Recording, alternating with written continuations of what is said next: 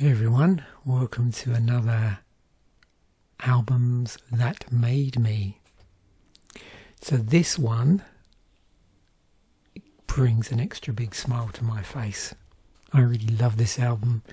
I love the memories it brings back, both from around the time I saw them for the first time in '85, but then again in 2001 when I went to see them at London Astoria. It's always interesting when I do these episodes because when I do the prep like a week or so before, I literally just have this page from Wikipedia up, so the album page that I'm going to talk about, and then my 6 tabs of, I think I'm just calling them my second brain. So these are various searches that I wait until I'm just about to do the video, which I do, and then they help me remember various connections. But what I also do is literally in that first, 10-15 minutes, although it was a little longer this morning before I'm about to shoot the video, I just see if there's anything in particular I want to sort of brain dump and create a tab for, so I remember it as I'm doing the video. And you can see, yeah, things got a bit complicated. This will make sense in a moment. Part of this was just so I would have some cool links to share if there happen to be any Sisters of Mercy fans watching this. I think there's some interesting content here that you may have seen before, but if you haven't, yeah, definitely worth rabbit holes worth going down. So first and last and always, this came out on the 11th of March, but the date I bought it wasn't until April, and we'll talk about that, why that's the case in a moment. So I'd been aware of Sisters of Mercy sometime 84 into 85. We'll have a look at the timeline in a moment and see if I can sort of pin it down a bit better. But they were getting rave write-ups in Sounds magazine at the time.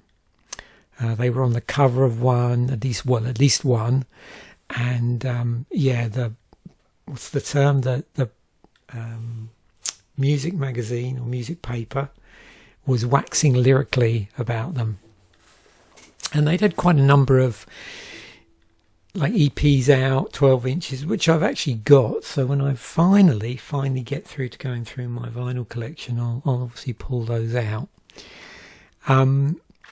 Subsequently, I've gone out and I've lost track probably of the amount of different formats I bought this band on. I mean, I had a load of 12-inch EPs on vinyl. I had this on cassette. I had the second album on cassette. I think we've got all 3 albums they've released, the extended versions, on CD in the house, which we ended up buying, I think, with wedding money back in 2009. So yeah, I got a lot of different Sister Mercy stuff somewhere. I don't know if I still have it. I did have I think I do. I have a CD, which I'll talk about the gig in a moment, actually. So yeah, but my first sort of physical exposure to the band was actually a gig I went to. I went to the gig before I bought this album. So the album came out in March. This is what's on it, so 10 tracks. And the other thing about this is that it formed one of 3 albums that I used to play when I was walking on Ashdown Forest. 1985, I started doing a lot of walking. I used to get back after work in the evening, get my supper ready, and then eat it, and then go straight out for at least an hour and a half walking, sometimes longer on Ashdown Forest, and then sometimes get back when it was getting dark. Most of the time it's during the summer. And during that period I played this album, I played Declaration by The Alarm, and strangely but it did come out that year, it'll be the second album by Bon Jovi, 7800 Fahrenheit, I think it's called, with In and Out of Love on it. So yeah, bit of a combination there. The first two, yeah, you can see a connection, but definitely Bon Jovi completely different.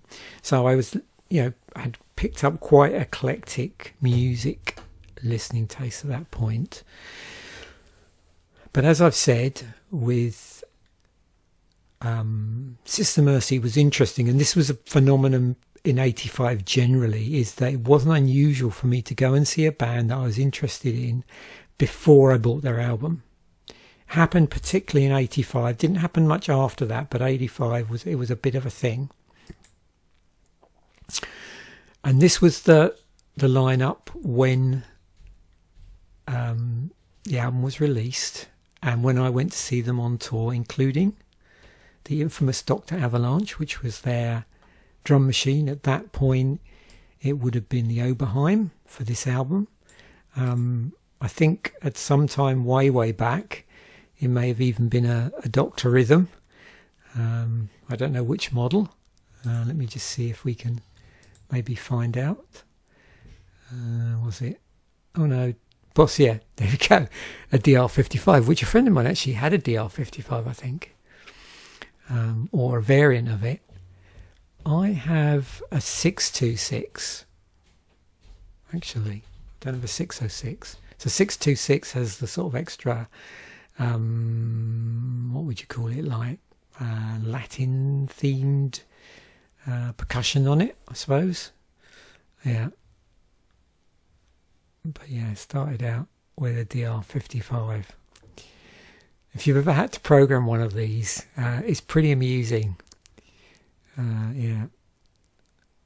Anyway, I'm sure they must have had some sort of expansion socket on it. My 626 actually has a expansion card on it, because I remember sitting down one evening and without an expansion card in it, and just like programming up the whole of all the drum pattern to not Highway to Hell, Touch Too Much, with all the variants in it and everything, because there's all the little variants in a lot of stuff that seems really simple, and actually you're consuming all of the memory doing it. With the Sisters of Mercy at that point, it definitely was looping rhythms. So they were, to me, they seemed fairly simple, the way they'd got their tracks laid out. So timeline wise, we're talking about the first time I saw them on tour was in 85, and then I saw them again in 2001.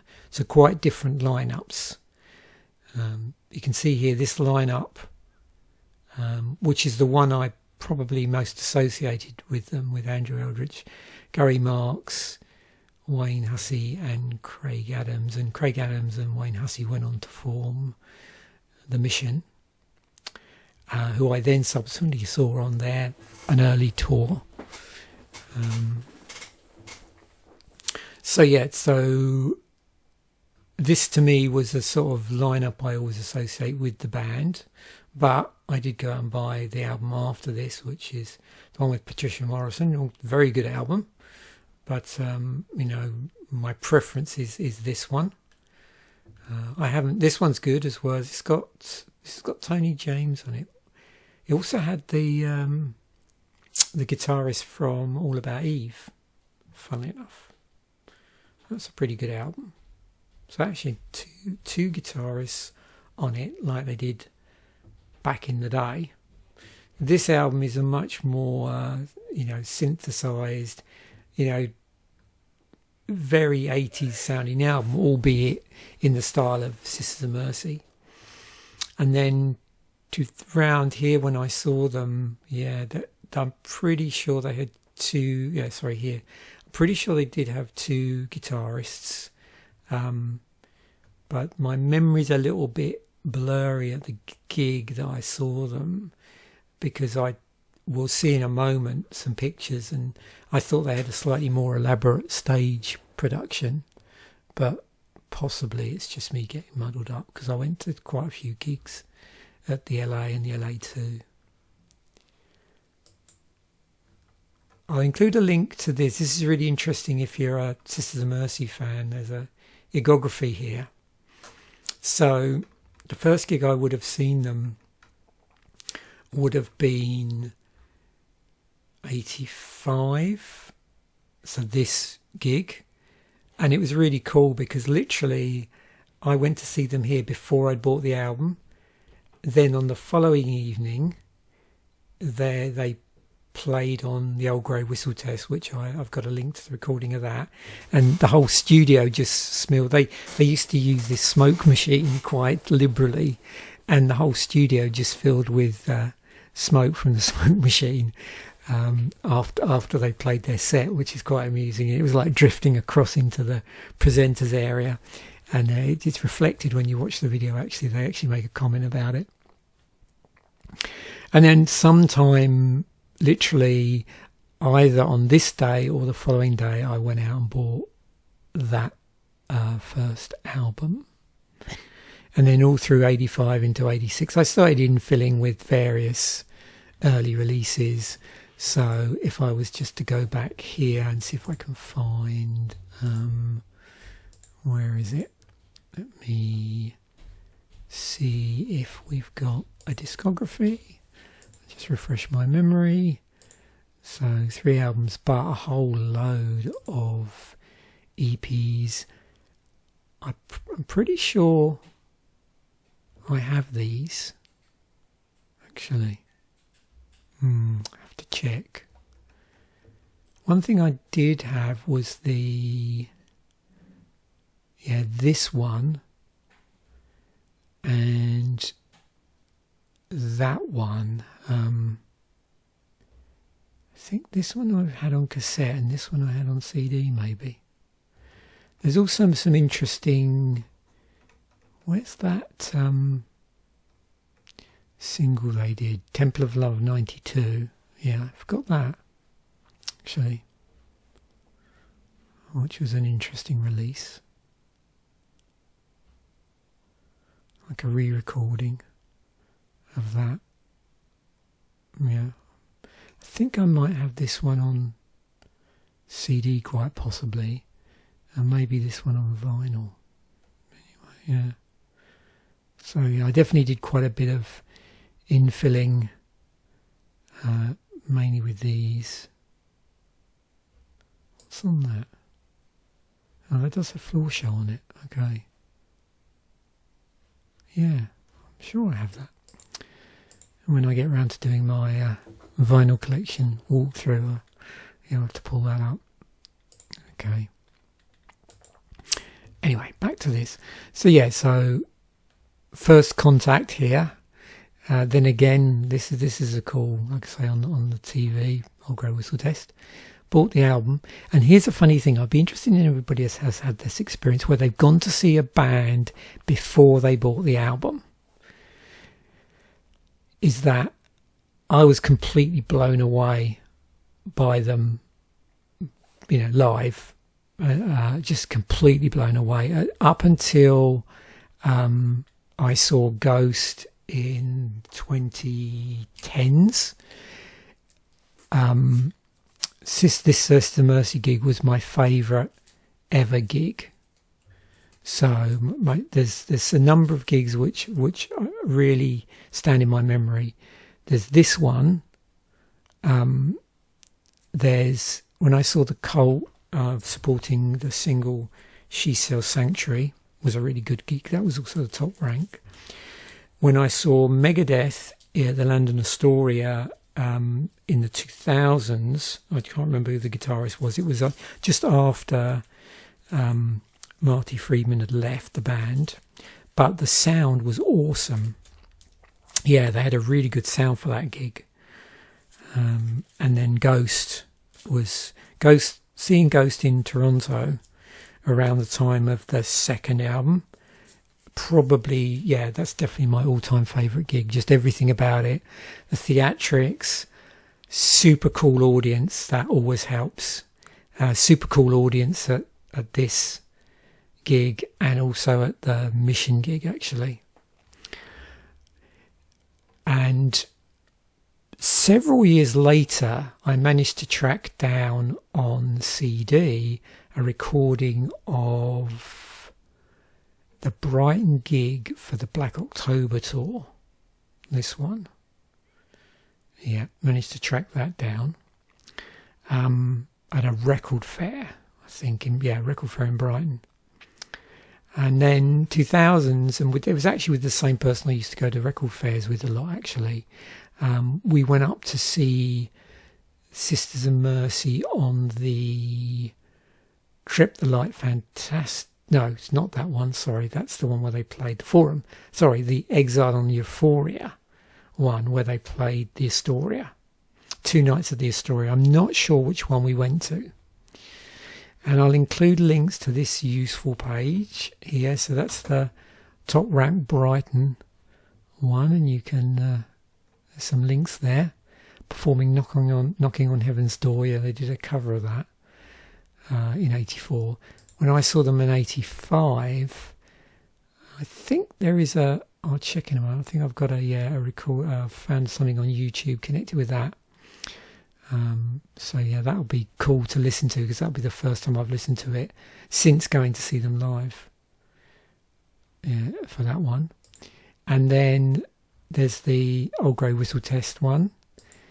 And then this is one of two. This is the 22nd of February one, full show. And I'm not sure which one we went to. Pretty full compliment. They even had a nurse to the doctor. I'm pretty sure when I went to see them, it was Andrew Eldridge that used to stop and start Dr. Avalanche.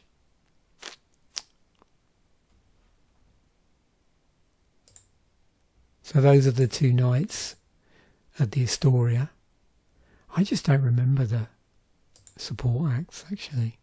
Now, that could be because sometimes when we went to London gigs, you might miss the support band because it just took us a while to get up there from work. And, if there was a large number of support bands, then, yeah, might not get to see them all. I don't remember. Yeah. I don't know if I still have the ticket at all. Not very good at keeping my older tickets. That would definitely tell me. I was looking at the set listing trying to work out. They did a pretty full show with like 2 encores as well. I got a feeling it may have been... When did they play? Did they play Flood 1 both nights? Yeah, I think it was the night they did this. They played Dominion, Mother Russia and Flood 1 back to back. I'm pretty sure that was the night we went. And there is a video of this, which is both nights. And I'm pretty sure the friend I went with actually had this. Was picked up at a record fair. Anyway, I've done what I'm able to do, and I'm sure if you dig a bit deeper, you might be able to do better. But I've managed to find the Top Rank gig that I went to. It was his fight. Yeah, see, this is a weird thing because the that tour ended up turning into the Armageddon tour, which then went round Belgium, Germany, and looped back round to the Royal Albert Hall, of which I had, I don't know if I've still got it, the VHS for this. See if I can find that and put it up as well, whether it's on YouTube. I'm not going to upload it, but I'll see if someone's uploaded it on YouTube. Yeah, so this, and I remember at this point, they were down to a 3-piece, definitely, because Gary Marks had left. So it sounds like he left between... because he definitely played on this, so I wonder if he left just prior to the Armageddon tour, because they're implying there that was the last night he played. Anyway, so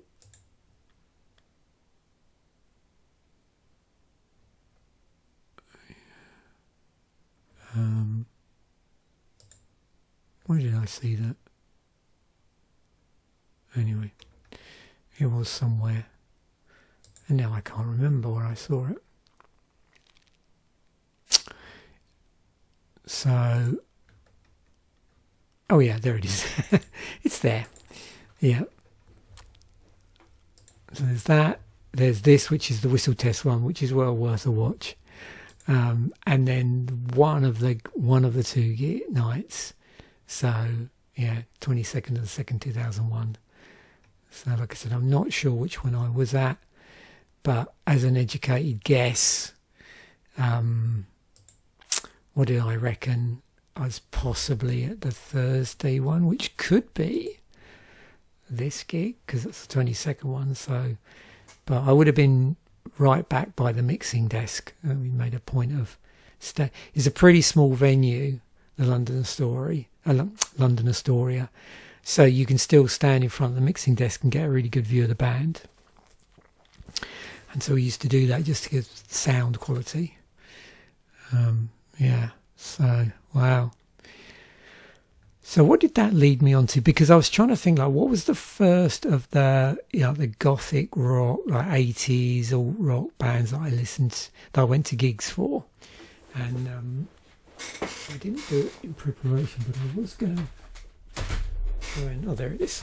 I mean, that came my infamous gig guide. So let's just see who I've got recorded here. So first, well, end of 84 was Big Country. First gig of 85 would be Killing Joke.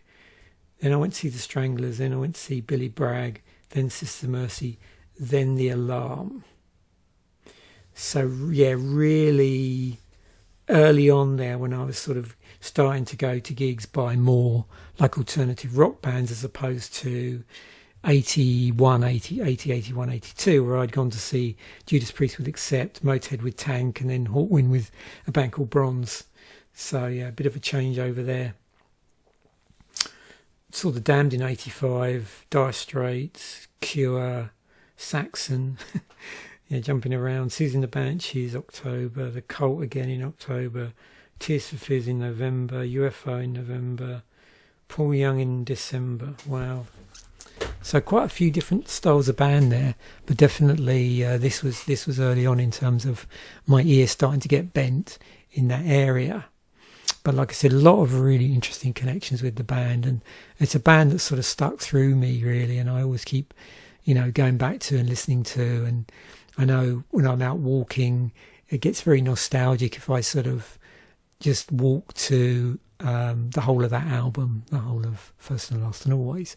So let's just see, through running my old proto second brain stuff, who else comes up. Oh yeah, this band. So I have problems, and it might be in here. March Violets I was really impressed by. I saw them supporting the Cult in June of 85. That was it. I knew I was with someone for that gig. Yeah. So here we go. So if you're not familiar with these ones, what I do here is I've just got some lookups, some API lookups. This is asking Google Gemini, just a straight Flash model, to suggest some similar bands. And we've got The Mission. Yep, I've seen them live. Did I see the film? No, I didn't. I went to see. I can't remember, the band's name's gone now anyway. But I have got, I think, 3 albums by this band. Yeah, second album's a great album by them. Got the first one on album. Bauhaus, I was a big fan of. Although after they sort of split up really, and then I got into a lot of their stuff retrospectively. Early Cult, yeah, those first 2 albums, I love those. Clan of X-Mox I didn't get into until a lot later, so I don't think I intentionally went out of my way to listen to, I know that Andrew just doesn't like the term, but listen to gothic rock bands necessarily. I think it was just that I already had previously listened to some Killing Joke, so I just really carried on listening to bands that were around the same scene, rather than me going, The Mission people are saying they're a gothic rock band, I should listen to more gothic rock. It was just I was listening to them, and then the sound, I suppose, drew me in that direction. The Damned I saw around the Phantasmagoria. That was exactly the tour I saw them on. Mentioned the March Violets. So Red Lorry, Yellow Lorry. I believe, if my memory serves me correctly, that's where at least one of the members of the Mission came from. So 2 members of the Mission came from Sister Mercy, and then the other 2 members, one of them at least, came from Red Lorry, Yellow Lorry. And they are, very much, despite the name, which is a tongue twister, they are very much compared to the Sister Mercy. I'm interested, there was somebody else here, we'll see if their name comes up, and I actually saw them supporting the Mission. And I went to see the Mission, that might have been, what would it have been, 86 maybe? Or was it later than that? Yeah, 86. The Rose of Avalanche. Rose of Avalanche and the Mission co-toured. And it's one time when I nearly bought 2 tickets to the same gig by accident, because they were promoting independently of each other. And it was a weird experience because despite the similar styles, I got the impression that there was almost like a division between Mission fans and Rose of Avalanche. And I remember getting there because I wanted to see Rose of Avalanche. They played first for that gig, which is in Brighton. And they played, and then literally half the hall empty. It was a weird instance where there were more people seemingly watching the support act than the main band in that instance. But I think the 2 bands shared the headline, or alternated the headline. So anyway, that was a bit strange.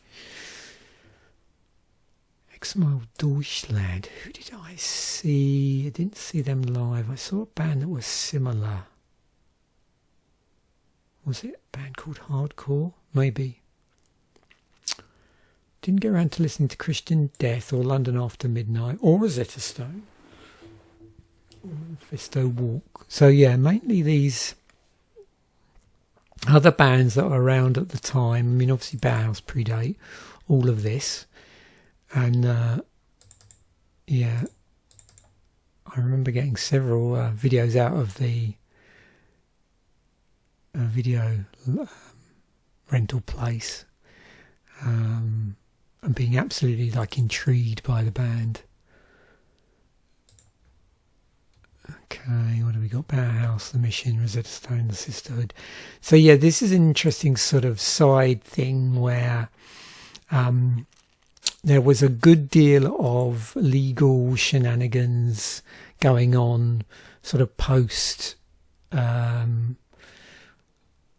Wayne Hussey and Craig Adams leaving the band, leaving Sister Mercy. Now Wayne Hussey hadn't been in Sister Mercy very long. He was previously in Dead or Alive for a period of time. And this name was being bandied around, and I think from what I remember, without looking it up, is that the Mission, before they became the Mission, tried to snag this name I think they may have been even touring under this name at some point. And then Andrew Eldritch put out this album to basically, grab the name back. I think that's how it played out. It all got a bit, I got a bit confused by the whole thing, so I didn't really want to get into the ins and outs of the dispute. But I'm sure you can look that up. I have one album by this band, and I can't remember what it is. It's just Susan the Banshees. Saw them live around the time of Cities in Dust. Oh, Specimen. Yeah, I don't know if I've got anything by them or not. Don't think so. Oh yeah.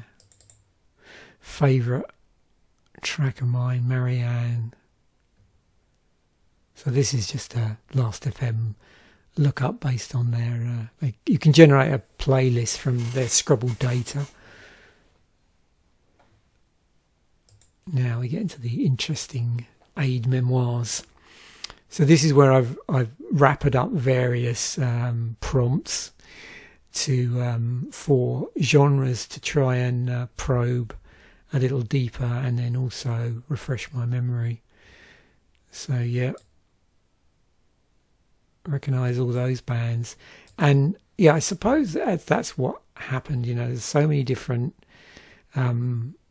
things that shape me as a result of listening to Sisters of Mercy. And I think what happened was not only getting into Fields and Nephilim. So, you know, if I was to cast forward, then yes, definitely made me wanted to listen to these bands. And then what happened was, although I had been listening to these bands, like I did have a Banshee, at least one Banshees album and a Cure album, and you know, Bauhaus album, and I can't remember if I bought any Joy Division stuff at that point. I'm trying to think. Yes, I had. Yeah, because I remember buying Power, Corruption and Lies not long after it came out, and then Infilling. So these were bands that I was already aware of and had at least, I think, one album by. But then after, you know, listening to this band and this band and this band, it definitely made me want to go out and buy more stuff by these bands, particularly The Cure, actually, and then ultimately go to see them live. And interesting, I've never thought this through. Of course, there's a number of subsequent bands that they would have influenced who are a lot heavier. And yeah, all of these bands, funny enough, I've listened to. First band was probably, well, actually these three in fairly quick or close succession: Type O Negative, Paradise Lost, Cradle of Filth. I can't remember the exact order, but sometime around 97 I started to listen to those bands, and then sometime in the 2000s was when I first listened to him, about 3 albums in, I think, by then. Whenever it was that they released that box set of the first 3 albums, that's when I got into him. Yep, so most of the stuff here we've seen already.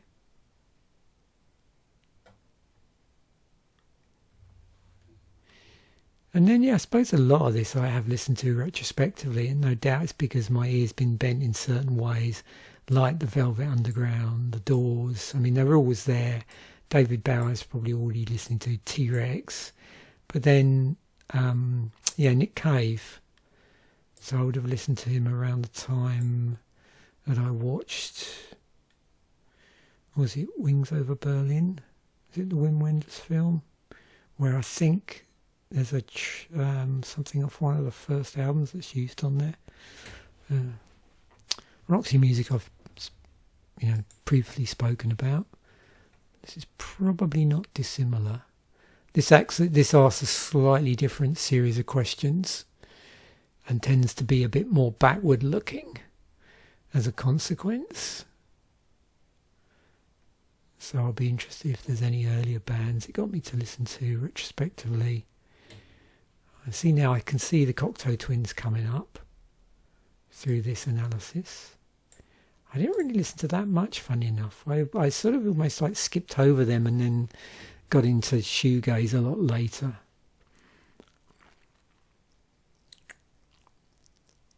I started listening to Lush and bands like that.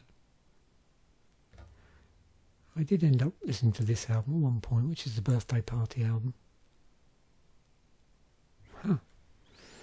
So I should pull up the actual, because this one, let me download the response so I can pull up a slightly better markdown version of this. Okay. Oh yeah, of course, the Batcave scene. Patti Smith, name checks there. And of course it's always a bit dicey looking at precursors. So some of this you have to sort of take with a pinch of salt, because it could be a little bit hallucination going on, a little bit of stretching of things, but I would pretty much be quite comfortable with some of the suggestions that are coming up here. Certainly the certain period of David Bowie can be quite dark. Well, yeah, it's pretty dark. And so then we've got things like obviously Iggy Pop. Roxy Music is an interesting choice. Patti Smith, Joy Division.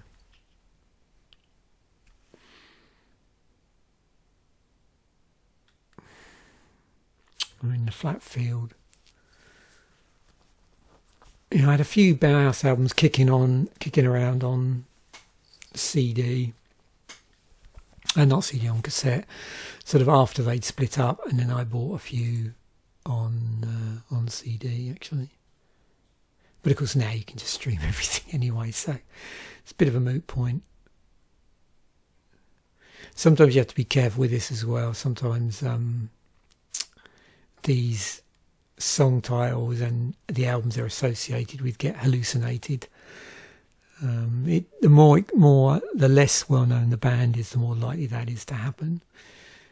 But I suspect with this, a lot of it's probably correct.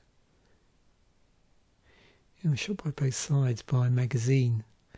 They sneak in there. I can sort of see the, what would you call it?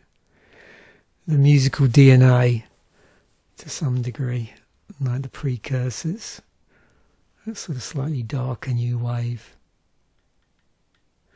I'm trying to think of that track, which sounds really eerie. So I'd probably pick something like the Motorcade, actually, as being a good choice. I'm trying to remember what album that came off of, though. Yeah, that would probably be my choice. And of course, with this, you can sort of spot the bands that my favourite guitarist, or one of my favourite guitarists, was in. John McGeoch. So it's in Magazine, in Susie and the Banshees, and also in not this version of Public Image actually, but a later one. It's interesting inclusion there actually, although that early stuff's pretty dark.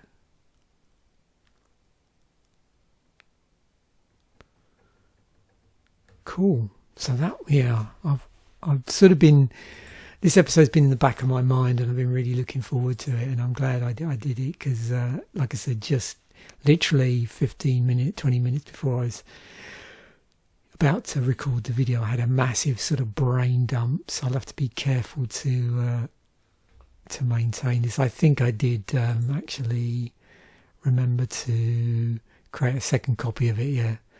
Fella. First and last and always. Okay, thanks once again for watching. Bye for now, and I will catch you in a future video.